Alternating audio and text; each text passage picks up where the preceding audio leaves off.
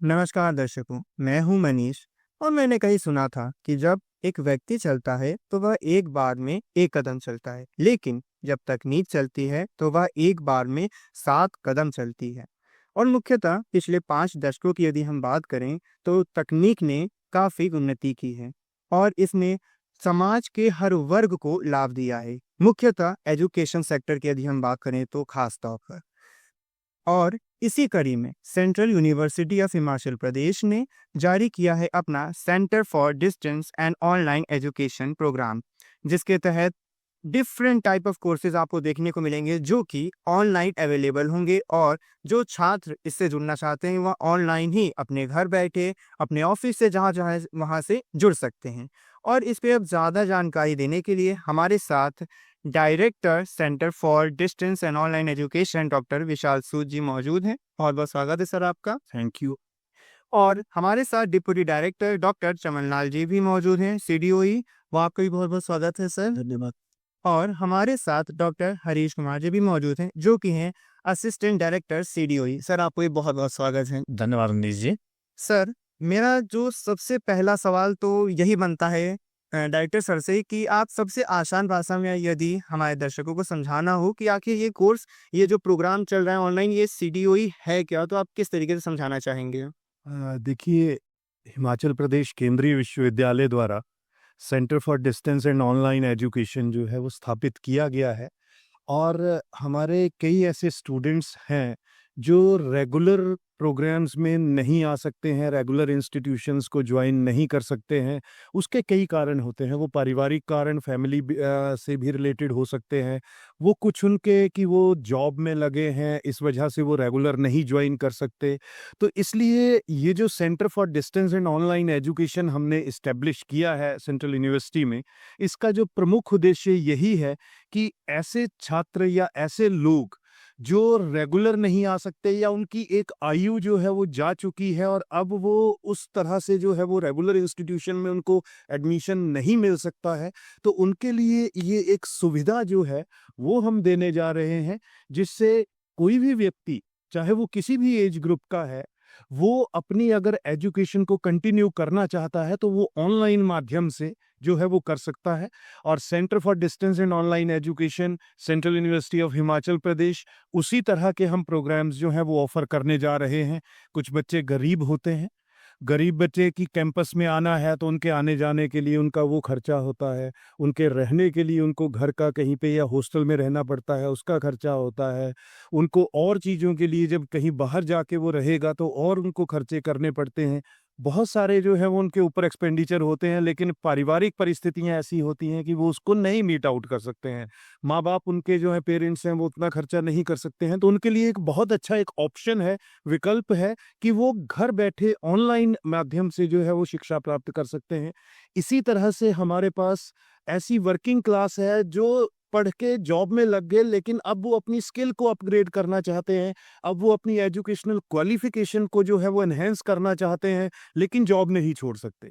तो उनके लिए एक अच्छा माध्यम है जिसकी वो ऑनलाइन माध्यम से जो है वो इन प्रोग्राम्स को करें, अपनी एजुकेशनल क्वालिफिकेशन को वो एनहांस करें। उसके लिए ये जो centre for distance and online education है, ये इस तरह के प्रोग्राम अब शुरू करने जा रहा है।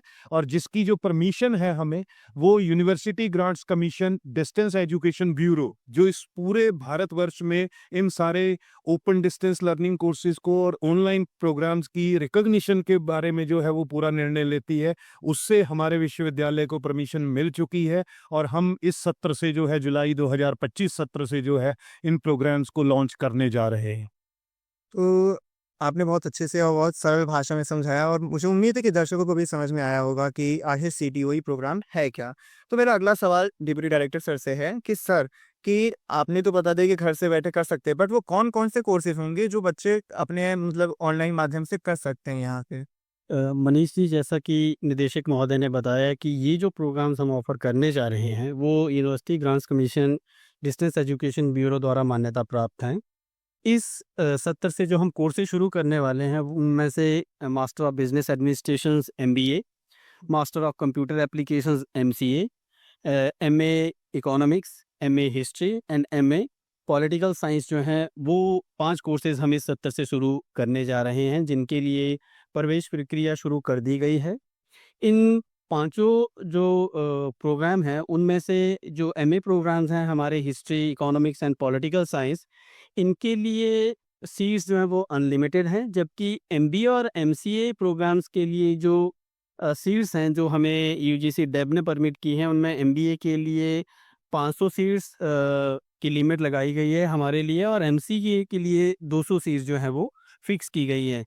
इन प्रोग्राम्स में एडमिशन्स लेने के लिए बच्चे जो हैं और अधिक जानकारी अगर चाहते हैं प्रोस्पेक्टिव लर्नर्स, तो वो हमारी सीडीओई की वेबसाइट और सीयू हिमाचल की वेबसाइट में जाकर हमारा जो पोर्टल है, प्रोस्पेक्टस है, उनमें डिटेल गाइडलाइंस देख सकते हैं, और जो भी एलिजिबिलिटी क्राइटेरिया को फुलफिल करता है वो हमारे समर्थ पोर्टल के थ्रू एडमिशन्स के लिए अप्लाई कर सकते हैं। तो मेरा अब अगला सवाल जो बनेगा वो सर आपसे, हरीश सर से, कि सर हम ऐसे युग में रहते हैं जहाँ पे ऑनलाइन अब धीमे-धीमे अब हर एक व्यक्ति के हाथ में जा रहा है, और जैसे-जैसे जा रहा है वैसे-वैसे फ्रॉड चीज़ें भी बढ़ रही हैं।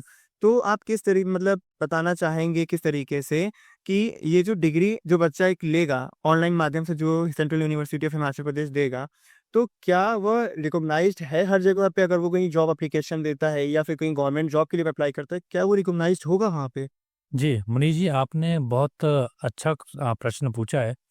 तो आपको मैं ये बता देना चाहता हूँ कि जो इस केंद्र के माध्यम से हमारे यहाँ जो 5 कोर्स अभी जैसे डिप्टी डायरेक्टर सर ने बताया, जो ये करेगा, इसकी जो रिकॉग्निशन है, जो मान्यता है, पूरे देश में नहीं, पूरे विश्व में इसकी रहने वाली है। इसका मैं आपको एक उदाहरण देना चाहूँगा कि अ, अभी हमारा जो विश्वविद्यालय है, सेंट्रल यूनिवर्सिटी ऑफ हिमाचल प्रदेश है, उसको नैक से भी ए+ ग्रेड मिला है। इसी कारण से हमें एंटाइटल्ड हुए हैं, जिससे कि हम यूजीसी डेव के माध्यम से इन कोर्सेज़ को शुरू करने जा रहे हैं।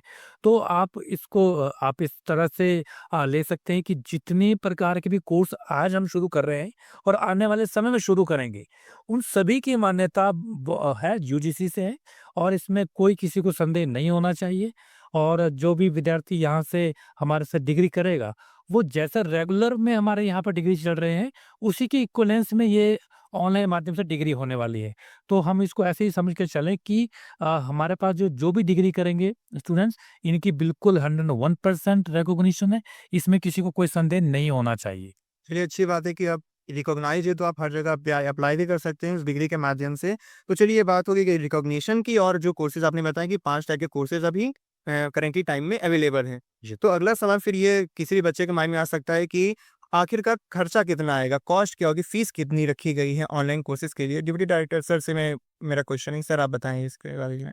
जैसा कि निदेशक महोदय ने शुरू में ही कहा कि जब भी इन प्रोग्राम्स को शुरू किया गया, तो यहाँ सिर्फ स्टूडेंट्स को डिग्री देने के पर्पस से ये कोर्सेज़ हमारे विश्वविद्यालय ने, हमारे केंद्र ने शुरू नहीं किए, क्योंकि हम सभी जानते हैं राष्ट्रीय शिक्षा नीति 2020 का जो मुख्य उद्देश्य है वो है equal and quality education to all the prospective learners. तो हमने यहाँ इक्वल के साथ साथ अफोर्डेबल क्वालिटी एजुकेशन भी एक केंद्रीय विश्वविद्यालय के माध्यम से सभी छात्रों को मिले, इसका प्रयास किया है। और अगर आप कॉस्ट की बात करें या हम लर्नर्स और स्टूडेंट के पर्सपेक्टिव से बात करें फीस की, तो ये सभी खर्चों को अगर आप मिला के देखते हैं, एक विद्यार्थी के जीवन में प्रवेश से लेकर परीक्षा तक, उसके रहने का, उसके किताबों का, इन सब खर्चों को मिलाएं तो ये लगभग नेग्लिजिबल के आसपास बैठता है, क्योंकि एक एमए डिग्री प्रोग्राम हमारा केंद्र एडमिशन से लेकर उसकी डिग्री प्राप्ति तक लगभग 25,000, जिसमें सारी एग्जामिनेशन कॉस्ट इंक्लूड है, उसके आसपास एमए डिग्री प्रोग्राम का खर्चा लगभग एक विद्यार्थी के लिए आएगा टोटल एमए डिग्री के लिए। एमसीए के लिए ये 65 से 70,000 के बीच में चारों सेमेस्टर्स की जो फीस है वो रहेगी। और एमबीए प्रोग्राम जो है, जिसमें कि हमारे केंद्र के द्वारा जो एमबीए डिग्री प्रोग्राम दी जाएगी, जिसमें विद्यार्थियों को उनकी करियर ऑप्शंस, करियर अपॉर्चुनिटी के हिसाब से स्पेशलाइजेशंस भी ऑफर की जाएंगी, उनमें अगर उन सारी चीज़ों को मिलाया जाए तो ये जो फीस स्ट्रक्चर है वो पूरे जो डिग्री प्रोग्राम है उसका 96,000 के आसपास रहने वाला है विद्यार्थियों को, जिसमें लगभग सभी तरह के खर्चे जो हैं वो इंक्लूडेड हैं। तो डायरेक्टर सर, मेरा आपसे एक छोटा सवाल एक और है कि कौन से वो विद्यार्थी हैं जो एलिजिबल हैं इन सभी कोर्सेज में जो अप्लाई कर सकते हैं? एलिजिबिलिटी क्या रखी गई है आखिर? देखिए मनीष जी, इसमें जो एक पहले बात चली, जो हमारे असिस्टेंट डायरेक्टर हरीश जी हैं, उन्होंने बोला, और आपने इक्विवेलेंस के बारे में पूछा था, तो ये जो हमारी ऑनलाइन माध्यम से जो डिग्रीज है, इनको यूजीसी डेब से जो है वो मान्यता मिली है, और इसका जो है वो रिकॉर्ड पूरा का पूरा, अगर इसको कोई भी छात्र जो है वो वेरीफाई अगर करना चाहता है, तो वो डेब की वेबसाइट के ऊपर जाके और यूजीसी की वेबसाइट के ऊपर जाके उसको चेक कर सकता है। और इस संबंध में एक नोटिफिकेशन जो है वो यूजीसी द्वारा जारी की गई है पूर्व में, और वो हमने जो हमारा एडमिशन प्रोस्पेक्टस है, जो कि हमारी सीडीयू की वेबसाइट के ऊपर अवेलेबल है, छात्र उसको डाउनलोड कर सकते हैं, उसमें भी हमने उस नोटिफिकेशन को जो है वो प्रोस्पेक्टस में रखा हुआ है, ताकि छात्र इस विश्वास में रहें कि वो जो भी डिग्री ऑनलाइन माध्यम से करेंगे उसकी पूरी की पूरी वैलिडिटी है, और वो उनको जॉब के लिए भी काम आएगी, और कहीं पे भी जो रेगुलर डिग्री है उसके वो समकक्ष होगी।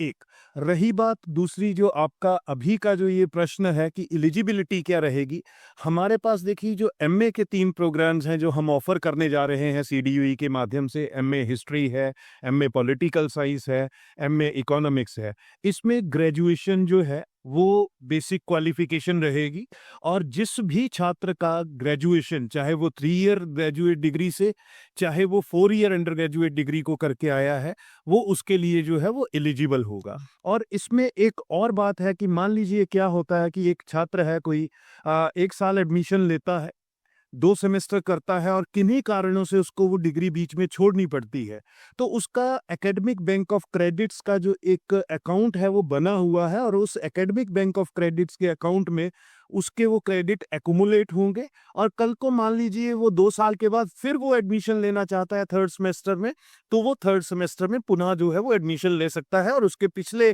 जो क्रेडिट्स जो उसने 1st और 2nd सेमेस्टर में एक्यूमुलेट किए होंगे वो काउंट होंगे। तो ये एक फायदा है। मतलब जो हमारा नेशनल एजुकेशन पॉलिसी 2020 में मल्टीपल एंट्री मल्टीपल एग्जिट की जो बात कही गई है, वो पूरी तरह से जो है वो इन ऑनलाइन प्रोग्राम्स में भी जो है वो पूरी तरह से एप्लीकेबल है। दूसरा, ग्रेजुएशन पास होना चाहिए। जैसे आप रेगुलर प्रोग्राम्स में देखें, कई छात्र जो है वो रह जाते हैं, नहीं एडमिशन मिल पाता है, उनका ग्रेजुएशन में, अंडर ग्रेजुएशन में उतना स्कोर या वो ग्रेड नहीं होता है, कि या किसी पर्टिकुलर कॉलेज में या किसी पर्टिकुलर सब्जेक्ट में वो चाहते हैं कि हमें इस सब्जेक्ट में एडमिशन लेना है। आपने दिल्ली यूनिवर्सिटी का देखा होगा कि इस कॉलेज में एडमिशन चाहिए, उस कॉलेज में एडमिशन चाहिए, लेकिन कट ऑफ बहुत हाई जाती है। तो ऐसे छात्र जिनको उन कोर्सेज में एडमिशन नहीं मिल पाती है, वो ऑनलाइन कोर्सेज के माध्यम से, क्योंकि उसमें परसेंटेज की या कट ऑफ की कोई ये नहीं है, सिर्फ पास डिग्री जो चाहिए हमें अंडर ग्रेजुएट की वो चाहिए, और वो एडमिशन ले सकता है। तो एमए के लिए तो ये है।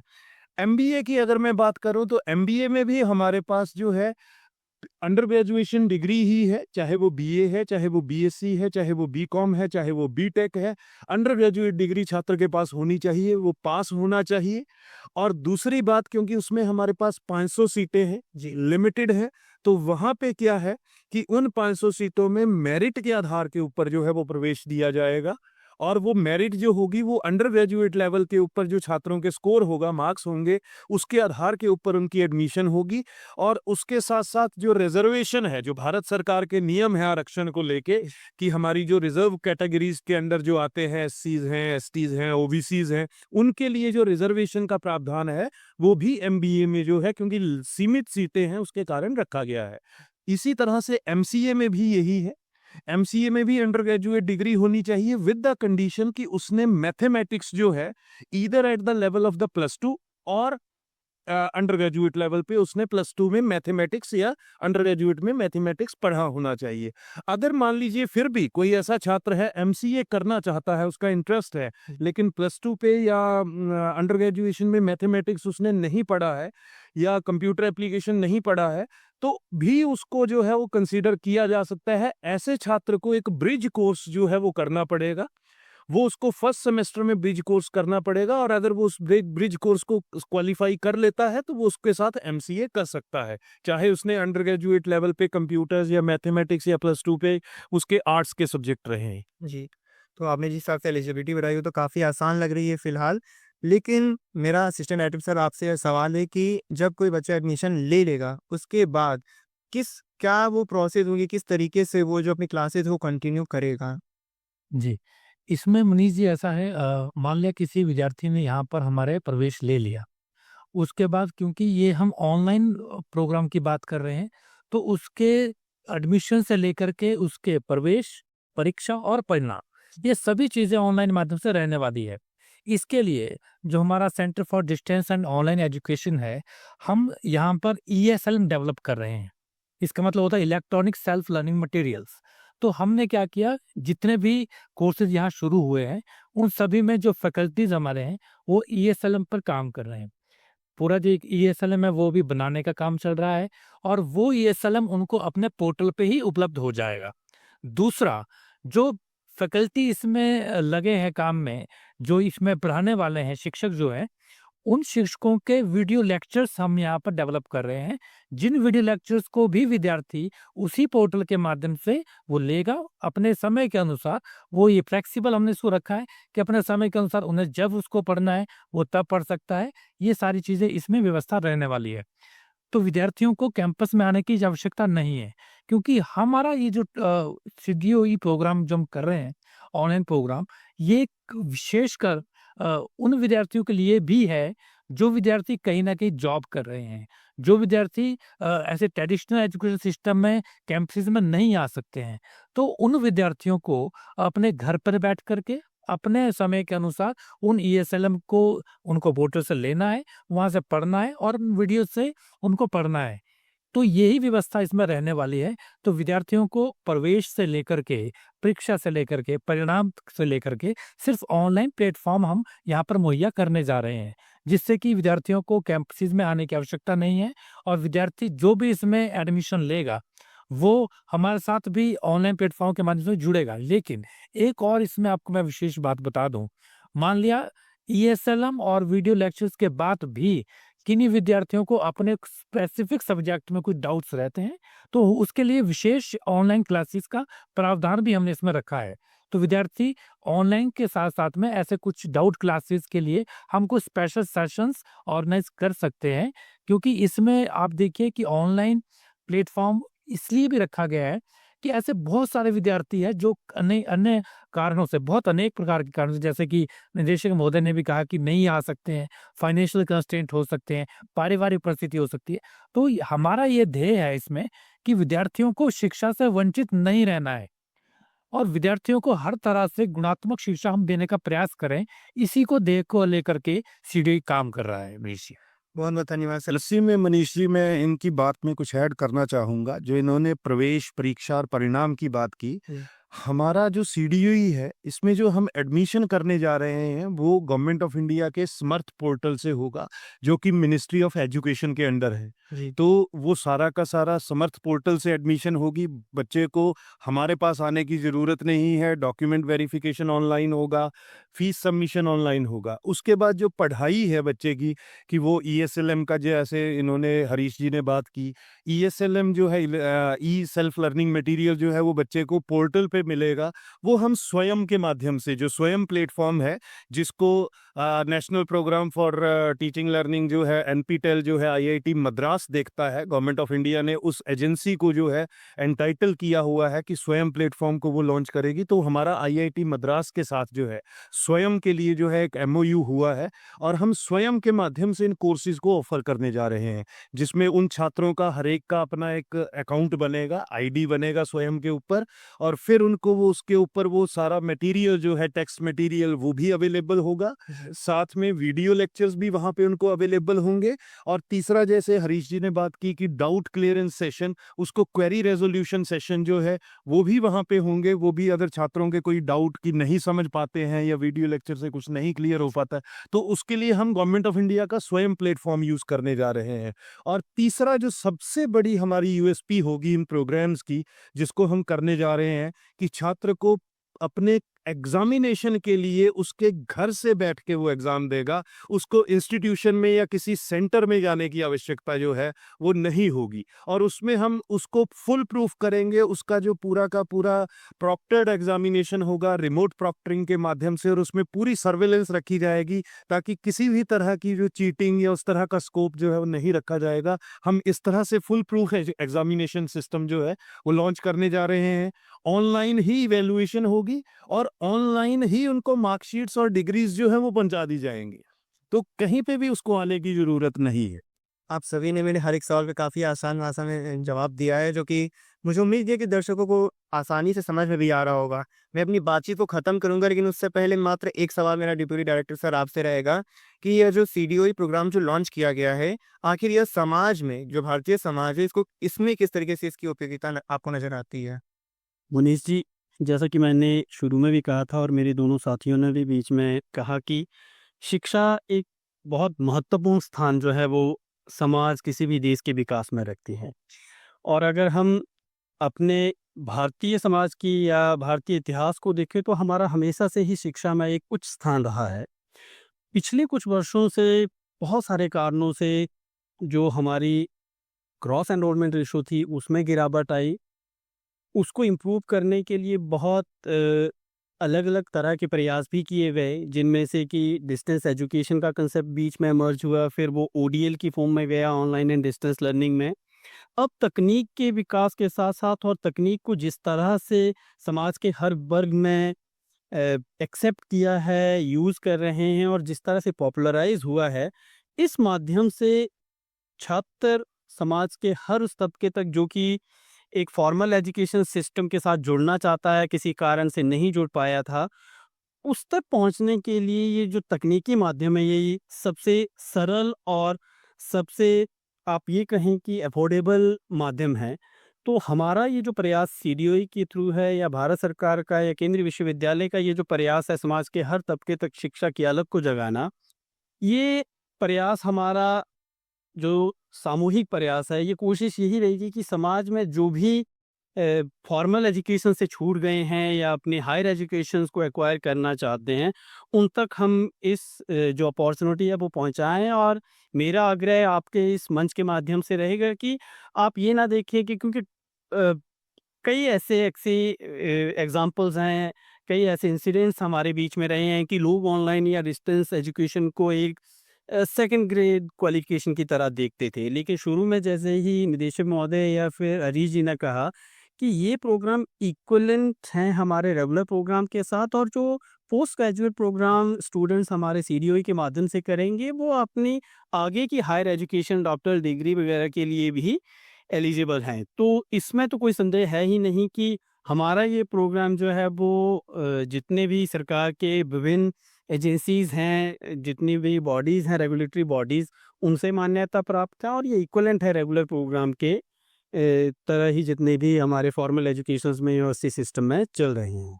और ये साथ में मनीष जी, इनकी बात में मैं एक और ऐड करूंगा, क्योंकि आपने समाज के लिए बोला। देखिए, समाज की रीढ़ की हड्डी शिक्षा को माना जाता है, एजुकेशन को माना जाता है। और जो राष्ट्रीय शिक्षा नीति 2020 है, उसमें ये कहा गया है कि जितना हमारा सीनियर सेकेंडरी स्कूल से +2 से जो प्रोडक्ट निकलता है, उतना जो है वो हायर एजुकेशन में एंटर नहीं कर पाता है।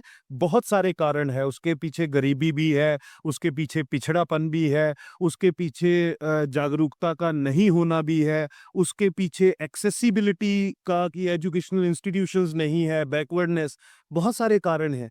तो शिक्षा को की जो पहुंच है वो ज़्यादा बढ़े और हायर एजुकेशन में जो ग्रॉस एनरोलमेंट रेशो, सकल नामांकन दर को जो है वो बढ़ाया जाए, ज़्यादा से ज़्यादा छात्र जो हैं वो इसमें प्रवेश लें, तो वो रेगुलर के माध्यम से संभव नहीं है।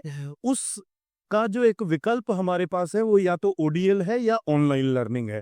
तो राष्ट्रीय शिक्षा नीति 2020 में ये एक टारगेट रखा गया है कि हम हायर एजुकेशन में, उच्च शिक्षा के क्षेत्र में जीईआर को जो है वो बढ़ाएं, ग्रॉस एनरोलमेंट रेशियो को, ताकि ज़्यादा से ज़्यादा लोगों तक जो है वो ये हायर एजुकेशन पहुंच सके, वो लोग स्किल्ड हो सके, लोग एजुकेटेड हो सके और जो राष्ट्रीय विकास में जो है वो अपना योगदान दे सके।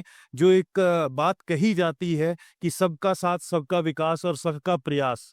तो वो जो सबका साथ और सबका विकास की बात है, जब तक शिक्षा नहीं होगी तब तक आप सबका ना साथ ले सकते हो ना सबका विकास हो सकता है। तो उस दिशा में ये जो CDOE है, हमारा centre for distance and online education, central university of Himachal Pradesh, उस दिशा में राष्ट्रीय शिक्षा नीति 2020 के उद्देश्यों को प्राप्त करने के लिए काम करने जा रहा है। और इस मंच के माध्यम से हमारा आप लोगों से पूरी जो भी इस कार्यक्रम को देखें, वो अपने तक, अपने जुड़े हुए जो उनसे लोग हैं, उनसे ये आग्रह रहेगा कि लोगों तक और छात्रों तक जो है, अभिभावकों तक ये बात पहुंचाएं और इन प्रोग्राम्स में, ऑनलाइन प्रोग्राम्स में जो है वो प्रवेश ले और अपनी क्वालिफिकेशन को भी बढ़ाएं और देश के विकास में भी जो है वो योगदान दे।